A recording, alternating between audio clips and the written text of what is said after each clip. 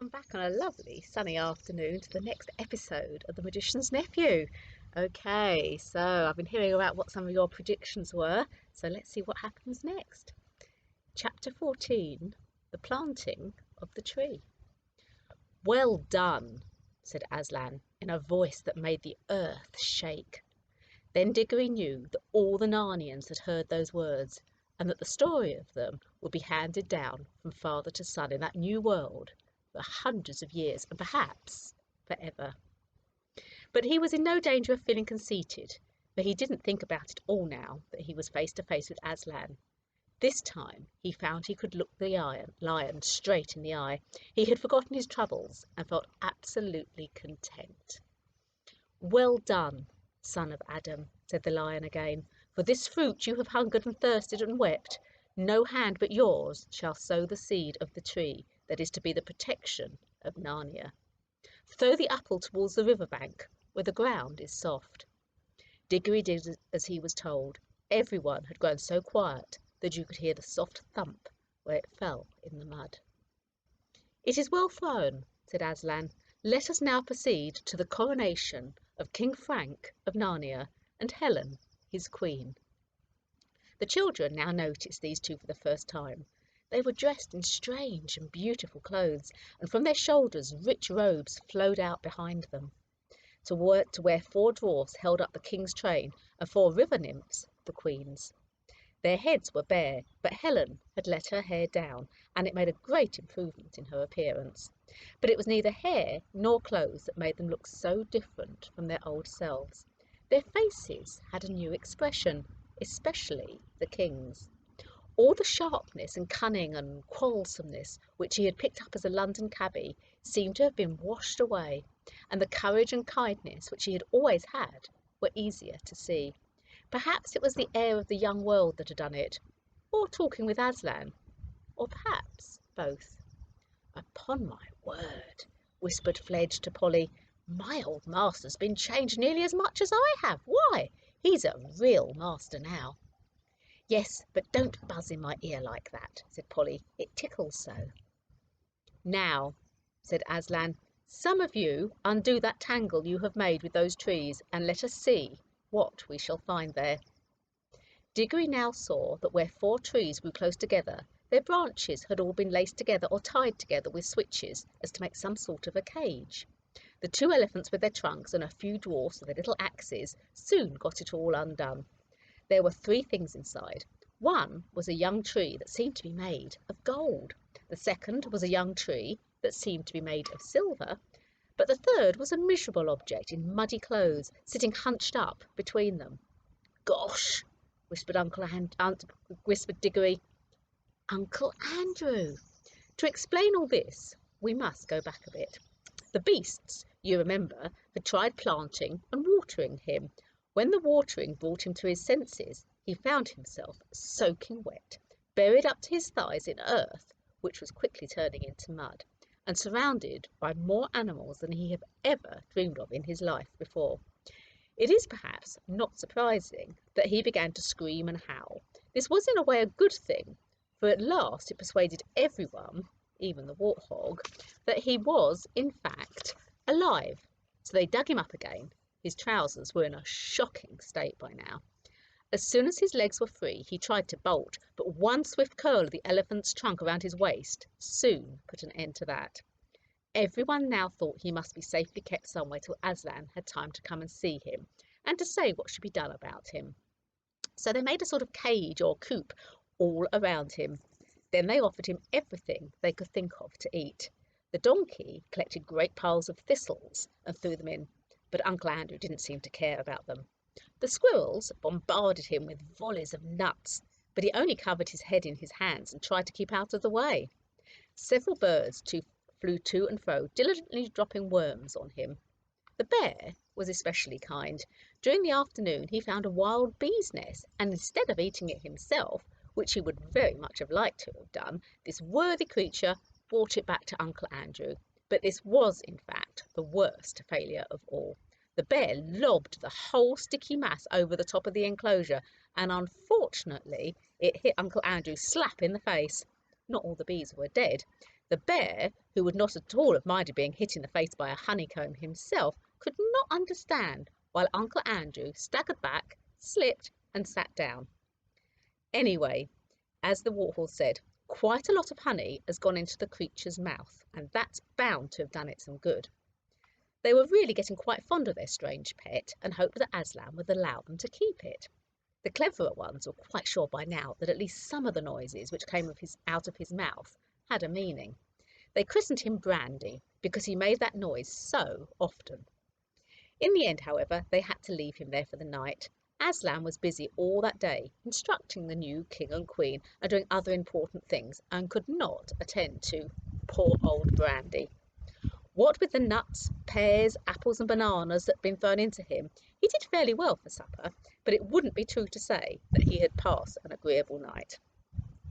"Bring out that creature," said Aslan.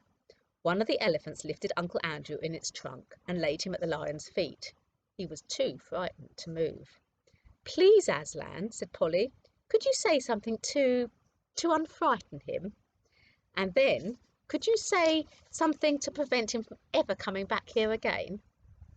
"Do you think he wants to?" said Aslan. "Well, Aslan," said Polly, "he might send someone else. He's so excited about the bar off the lamppost growing into a lamppost tree, and he thinks—" "He thinks great folly, my child," said Aslan. "This world is bursting with life for these few days, because the song with which I called it into life still hangs in the air and rumbles in the ground. It will not be for so long, but I cannot tell that to this old sinner, and I cannot comfort him either. He has made himself unable to hear my voice. If I spoke to him, he would hear only growlings and roarings. Oh, Adam's sons, how cleverly you defend yourselves against all that might do you good. But I will give him the only gift he is still able to receive." He bowed his great head rather sadly and breathed into the magician's terrified face. "Sleep," he said. "Sleep and be separated from this for a few hours, from all the torments that you have devised for yourself." Uncle Andrew immediately rolled over with closed eyes and began breathing peacefully. "Carry him aside and lay him down," said Aslan. "Now, dwarfs, show your smithcraft. Let me see you make 2 crowns for your king and your queen." More dwarfs than you could dream of rushed forward to the golden tree. They had all its leaves stripped off and some of its branches torn too, before you could say Jack Robinson. And now the children could see that it did not merely look golden, but was made of real, soft gold. It had, of course, sprung up from the half-sovereigns which had fallen out of Uncle Andrew's pocket when he was turned upside down, just as the silver had grown up from the half-crowns. From nowhere, as it seemed, piles of dry brushwood for fuel, a little anvil, hammers, tongs, and bellows were produced. Next moment, how those dwarfs loved their work, the fire was blazing, the bellows were roaring, the gold was melting, the hammers were clinking. 2 moles, whom Aslan had set to dig, which was what they liked to do best, earlier in the day, poured out a pile of precious stones at the dwarfs' feet.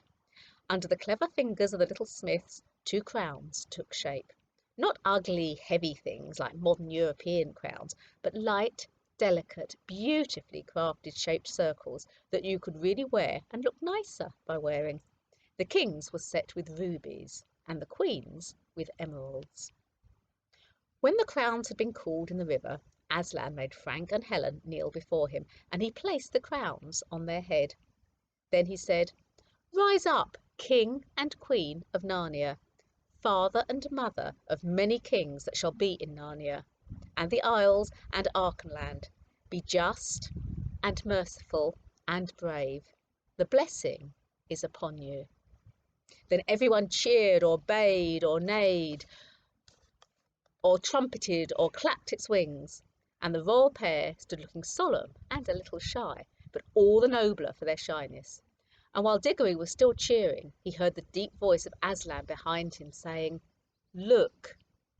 Everyone in that crowd turned its head, and then everyone drew a long breath of wonder and delight. A little way off, towering over their heads, they saw a tree which had certainly not been there before. It must have grown up silently yet swiftly as a flag rises when you pull it up on a flagstaff, while they were all busied about the coronation. Its spreading branches seemed to cast a light rather than a shade, and silver apples peeped out like stars from under every leaf. But it was the smell which came from it, even more than the sight, that had made everyone draw in their breath. For a moment one could hardly think about anything else. "Son of Adam," said Aslan, "you have sown well, and you, Narnians, let it be your first care to guard this tree, for it is your shield. The witch, of whom I told you, has fled far away into the north of the world. She will live on there, growing stronger in her dark magic. But while that tree flourishes, she will never come down into Narnia. She dare not come within 100 miles of the tree, for its smell, which is a joy and life and health to you, is death and horror and despair to her." Everyone was staring solemnly at the tree when Aslan suddenly swung round his head, scattering golden gleams of light from his mane as he did so, and fixed his large eyes on the children. "What is it, children?" he said, for he caught them in the very act of whispering and nudging one another. "Oh, Aslan, sir," said Diggory, turning red, "I forgot to tell you. The witch has already eaten one of those apples, one of the same kind that the tree grew from." He hadn't really said all he was thinking, but Polly at once said it for him. Diggory was always much more afraid than she was of making a fool. "So we thought, Aslan," she said, "that there must be some mistake, and she can't really mind the smell of those apples." "Why do you think that, daughter of Eve?" asked the lion. "Well, she ate one." "Child," he replied, "that is why all the rest are now a horror to her. That is what happens to those who pluck and eat fruits at the wrong time and in the wrong way. The fruit is good, but they loathe it ever after." "Oh, I see," said Polly. "And I suppose because she took it in the wrong way, it won't work for her. I mean, it won't make her always young and all that." "Alas," said Aslan, shaking his head, "it will. Things always work according to their nature. She has won her heart's desire. She has unwearying strength and endless days like a goddess. But length of days with an evil heart is only length of misery, and already she begins to know it. All get what they want. They do not always like it. I nearly ate one myself, Aslan," said Diggory. "Would I—" "You would, child," said Aslan, "for the fruit always works. It must work, for it does not work happily for any who pluck at it for their own will.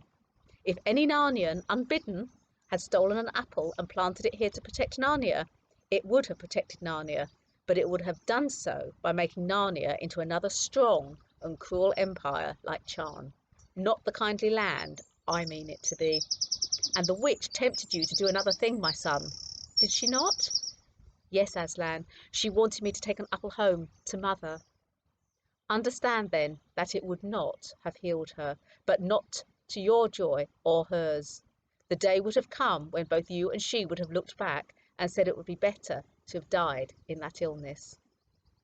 And Diggory could say nothing, for tears choked him, and he gave up all hopes of saving his mother's life. But at the same time he knew that the lion knew what would have happened, and that there might be things more terrible even than losing someone you love by death. But now Aslan was speaking up again, almost in a whisper. "That is what would have happened, child, with a stolen apple. It is not what will happen now. What I give you now will bring joy. It will not, in your world, give endless life, but it will heal. Go, pluck an apple from the tree." For a second, Diggory could hardly understand. It was as if the whole world had turned inside out and upside down. And then, like someone in a dream, he was walking across to the tree, and the king and the queen were cheering him, and all the creatures were cheering him too. He plucked the apple and put it in his pocket. Then he came back to Aslan. "Please," he said, "may we go home now?" He had forgotten to say thank you, but he meant it, and Aslan understood. Wow, guys, one more chapter left. I wonder what's going to happen. Do you think Diggory is going to go back home to his mother? Or do you think he might stay in Narnia? Find out next time. Thank you for listening. Stay safe.